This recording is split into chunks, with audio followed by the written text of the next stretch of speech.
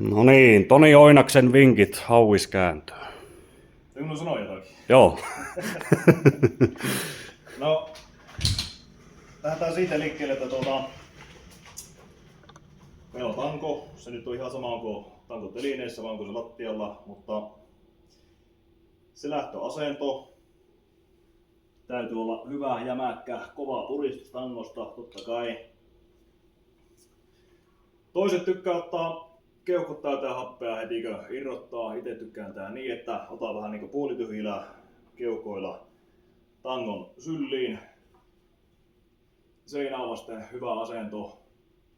Ja heti kun tulee tuomarin komento, niin sitten vasta Siitä rivakasti ylös ja kohti leukaa. Ja luonnollisesti mitä räjähtävämpi aloitus, sitä todennäköisemmin tanko tulee ylös asti. Joo. Eli kaikki paukut täytyy laittaa siihen tangon irrotukseen ja lähtöön. Isosti ja näyttävästi. Isosti ja näyttävästi. Kyllä.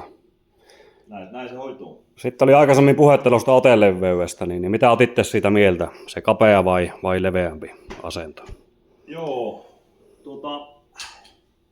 itse käytän tätä leveämpää asentoa, eli tämmöstä. Joo.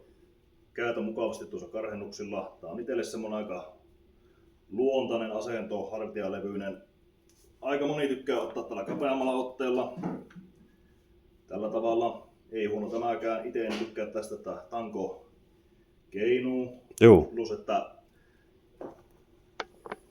nämä karhennukset loppuu tähän puolen väliin mutkaan, niin jotenkin itselle semmonen vähän hankala, ettei saa semmoista jämäkkää otetta. Joo, kyllä.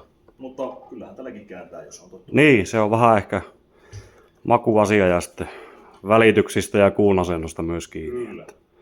Mutta käytännössä näitä kahta asentoa leveämpiä, sitten tää kapeampi. Joo.